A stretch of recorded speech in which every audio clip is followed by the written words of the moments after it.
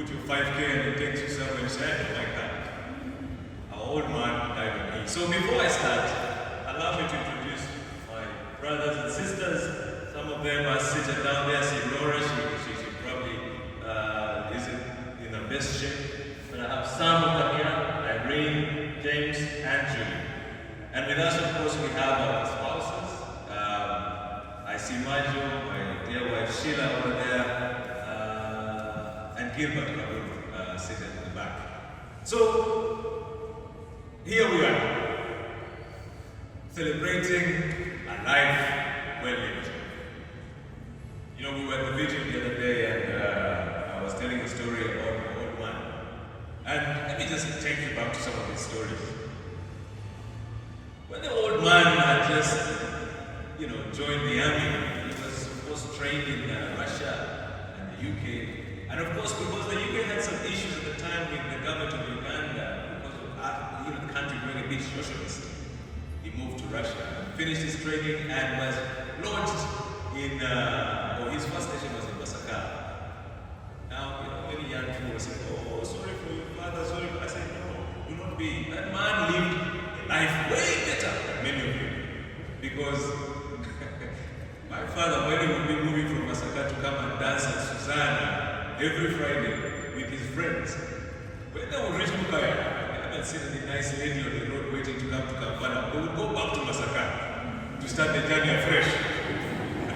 Until they're successful and they come and enjoy themselves in Kampala. I mean, when I think of youth and the idea of life, he lived a happy life.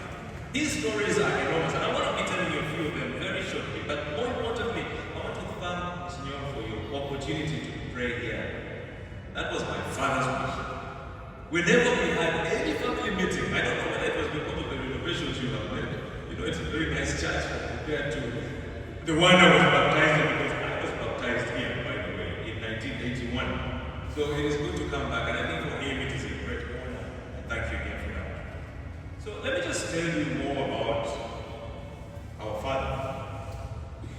Our father, I would say in short, was a man who lived a good life. He was a good man. There's a story told of him by a gentleman called Diogo in Jinja. Diogo was a young man at the time. When the old man was in charge of Amari, when the coup happened in 1985, he was taken to Busoga Square for a summary execution and a quick kangaroo court.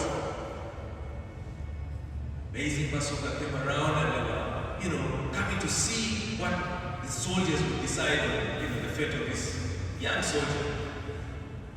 Interestingly, when they were committing my father to death, they were so that the young people like Diogo said, no, and that is what saved him. But you know what actually saved him? It is said that those days the only disco in Jinja was Sailing Club. And whenever my father would go there, he would shut the gate, and anyone who was inside would have a great time until he left. It saved him. So again, he was a good man. But more importantly, he was born in 1940. And he was born to a father who was in the military. He was a runner at the time in the King's African Rifles. Now, when my father was born, his father was not around because he was serving in Burma and Ethiopia and all of these places. And this was in Masaka, by the way, because there was a huge base for the King African Rifle soldiers in Masaka, where Jose was born. Now, when Jose is born, it all happens and the father comes back, and the father had some money. So, some of you who are coming to Lena, you will come to my village. It's called Baruganda. Baruganda means the place of Baganda. Why? My old man and my grandfather had some money and bought some cows and took Baganda to support him manage this house. And while doing that, I know people in Lao are only saying Kusuti, Gomesi. And I say, well, who are those people? It's the place of Baganda. So I'm just telling you this so that when you come, you don't ask so many questions. We answer them here now. But as we gather today, I just want to share with you that he lived a memorable life. It was transformative. He sacrificed. He was present, he was a good one. When I think about so many stories that are told about him, especially from his peers, the 1971 overthrow of Idi Amin and how they took over Radio Uganda with his Jihos Maalum group, those are stories that kind of make you think, wow, these guys were courageous, because we talk about justice, we talk about temperance, we talk about all these things, but we forget the most important thing, which is courage. Courage to speak out, especially for those who have no voice. Courage to stand up, especially in times when we're unseen. He died at 85, but we believe he died in Eid, although I know for sure, just like anyone who knows their car, he believed he still had some more mileage to go. But from what we know is that in his young days, he really made sure that he sacrificed for family. He had a journey which was full of learning and leadership. He will tell you the stories of how he left Ogwal in Lira to go and study at St. Leo's in Chekobi. Those days, nowadays we are less privileged. You're born in Kampala, in Chevando, you go to school in Chevando, you go to secondary in Chevando, university here, Kampala here, you work in Kampala, and you think you know the world. Those days, he had to move, it was a week's journey, all the way from Lira on a bicycle to Lira town. Lira town, you connect to Dororo on a train, you connect with another train to Kasese, you connect on a bus to Fort Otoa, another bicycle. But by going through that process, your idea of Ghana, the cultures, the people, and the feeling for people is completely different. That is the father we had. People called him homeboy. In Jinja, they called him Isari. Whenever you go anywhere, let's say Jinja, you say Mr. Tonny, oh, he went to Isari. Who is Isari? Mukaram. Very good. So, he was a good man. And by the way, he was a reluctant soldier. How he joined the army is another story. But he was a committed partner. And again, his military or entry to the military was unexpected. And initially, he was trained as a district commissioner, working in Lira and Rano. But the army excitement got him going, and him and a few friends of his managed to join the army. Website, not only once but twice. But his commitment to serve, his commitment to forgive, his commitment to reconcile was always evident. Some people will say, I cannot work with this government because these people did this. I cannot work with these people because these people did this. Because my father was so close to the left, and yet he formed the nation and the need to serve the nation more important. He put down everything and said, let's go back and work building the country. My brothers will tell you, we remember the time when Major Nyakwaga came home and we were in a muzigo in Jinja because we came back from exile. My mother refused us to move to Denmark. We were supposed to be moving as a family. She refused. So we moved into a muzigo in Jinja. And I remember Major Nyakwaga coming and putting a mat around him and trying on uniforms. My mother, the late Teddy at the time, would make us walk all the way to the Gaddafi barracks to beg for sugar and beans. It was the only thing that we could eat or have and survive. And amazingly, she was always given this for the children. She was the doctor, she was the nurse.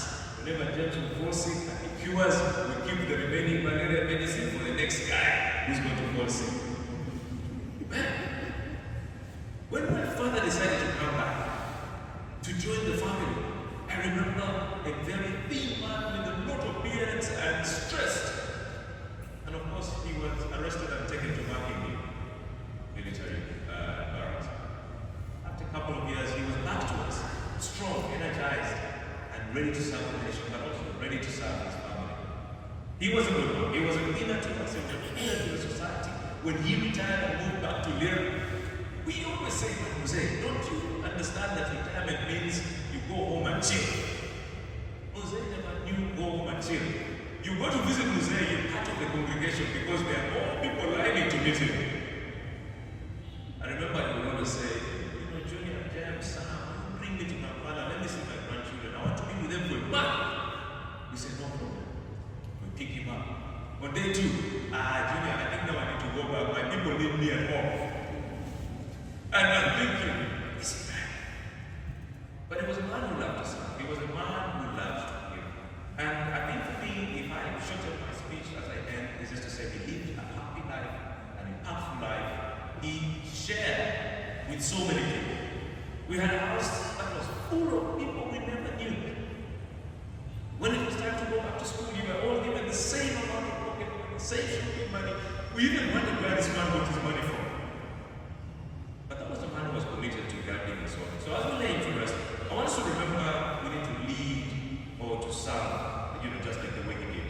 Leading by example. And again, for me, what is really important is the fact that he cherished education. Education. None of us at any point stopped at any situation that never allowed us to get into an education situation. I see our very good friends from Victoria Primary School here and, Ginger Days. Education. We were always told to speak good English. For some of us, it has got us some jobs, so we remember. But more importantly, my dad was a reader. He was an avid reader. My God, I've never seen a man who reads a novel in less than 4 days. Some of us read and then you put a bookmark. You come back after a month and you try again, but you can't connect with what you read before. He was an avid reader. And I think for me, those things will keep living in us as grandchildren. And again, we are so happy that you can share this moment with us. My father wanted us to pray for his soul here, and he wasn't bothered about how many people came. In fact, he was always saying that if it's just you, it's you. But look, we have a church full of people who knew him and some who never knew him. That is the life of a man. So I want to end by asking you one question. When you die, how do you want to be remembered? When you die, will you die on full or empty? Because you see, the things we are failing to do today because we think we have enough time to live are probably the things we need to start doing. So from the family, we want to thank you so much.